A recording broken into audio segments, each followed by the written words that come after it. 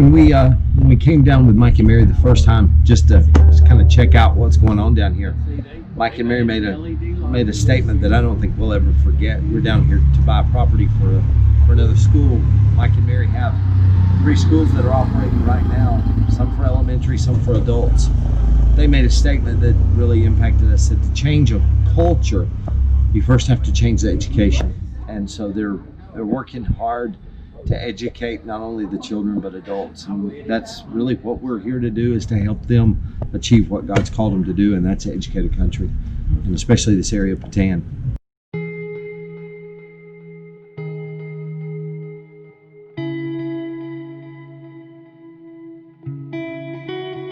We came here as pastors from the United States, and we were here, and we were standing behind the pulpit, and we were pastoring the people, but we were seeing so much need outside of just standing behind the pulpit. And so we turned the church over to another pastor, and that's when we started going out and trying to reach the kind of children that we have here. 80% of Guatemala does not have junior high or high school. So we saw a tremendous void, and that lack of education has kept them trapped in the poverty that they've been in.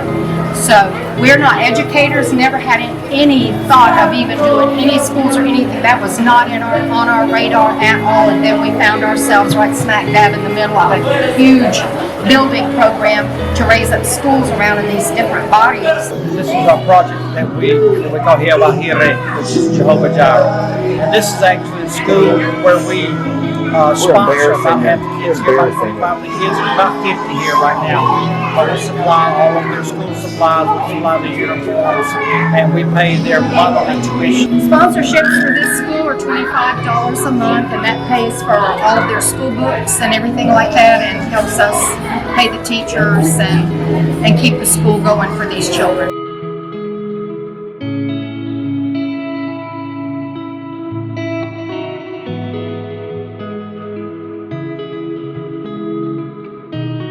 Things they really need here is some swing sets, some kind of playground equipment. They don't have any playground equipment. That'd be one of the things they'd really like to have. Hola. Buenos días.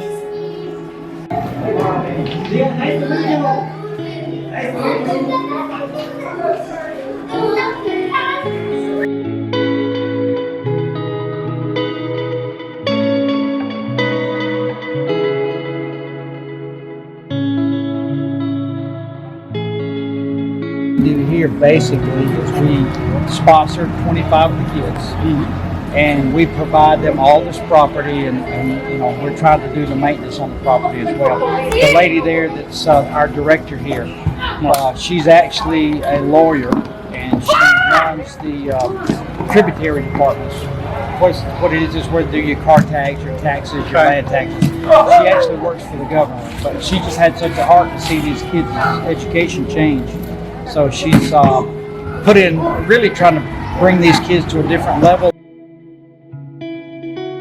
The humidity here is so intense, and the heat so intense that the blades on the fans just, you know, melted down and all. And the humidity has rusted the mechanisms here, so none of these fans work anymore. But when you walk from outside into this room, because of that tin roof, I mean, you can feel a 20 degree. You feel like you're in It's a 20-25 degree temperature change coming from outside in here. So what we've got to do, we've got to get some false ceilings in here, some drop ceilings, some kind of insulation, and then put some new fans in here to get some air movement on. But that tin, you might as well just say you're putting kids in an oven, you know. I've been so busy with our new project, which we're going to take you to in just a little bit, called Tucker, and that's a rescue project, bringing kids out of the dump.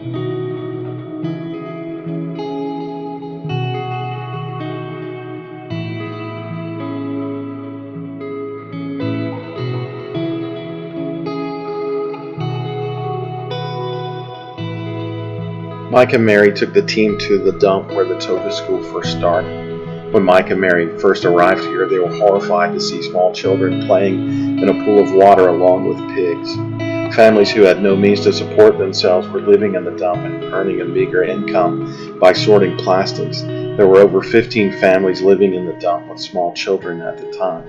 Large buzzards and swarms of flies were everywhere as we drove slowly through the mounds of garbage.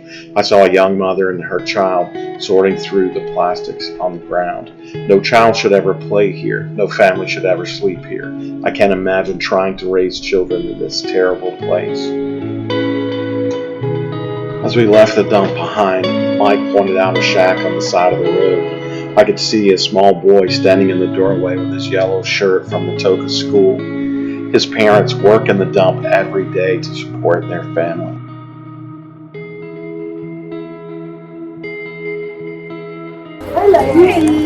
So this is Toka. This is one of our newest. This is our newest project. It's been going 3 years. Third of these children we found living in the local dump with their parents.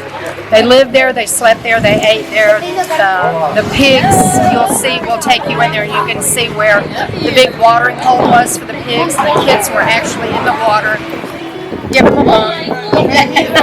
The kids were actually in the water, swimming with the pigs, fighting over food.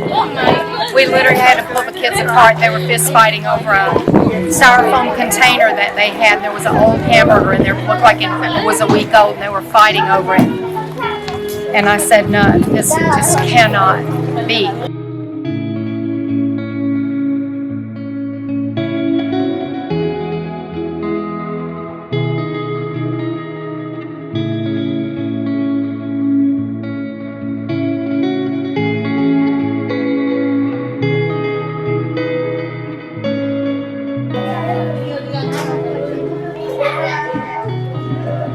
Speak to that about Mike. We just gave them the anti-parasite medicine. We give them every 3 months here because they need it, because they all get infected with worms and mucus and stuff like that. And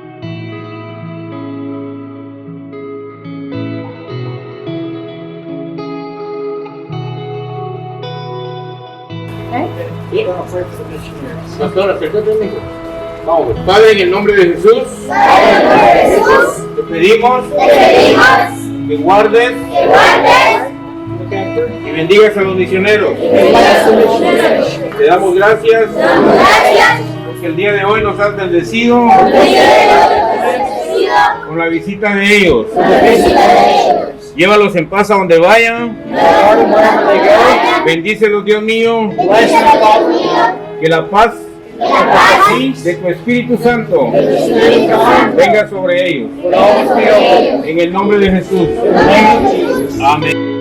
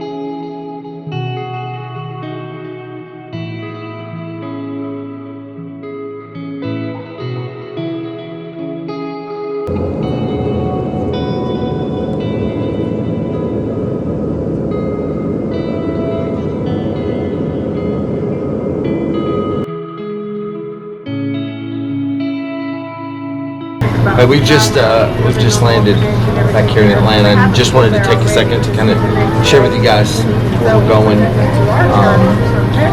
For what Mike and Mary have done down in Guatemala, we've been a part of it for several years. But from the dump to where the humble beginnings of the ministry there to Toka, to what we feel like God's taking us to in this next season. We got big dreams, big plans. We can't do it by ourselves. We can't fund everything by ourselves, but we're not trying to build our own kingdom either. Light of the Nations has been there for many years, 27 years they've been doing this, and we just want to come along with them, but we know we're going to need partners. We got great plans for another school that is educating adults, which we know is the key to moving things forward. Plus, when moms and dads are not educated, the kids can grow to a certain level, but moms and dads need to be pushed to even go greater. Orphanage, places for dormitories for people to stay when they come down to intern. We don't know what that's going to look like, but we're excited about you possibly partnering with us to see this happen. So God bless you. We'd love to see you come and be a part of this with us.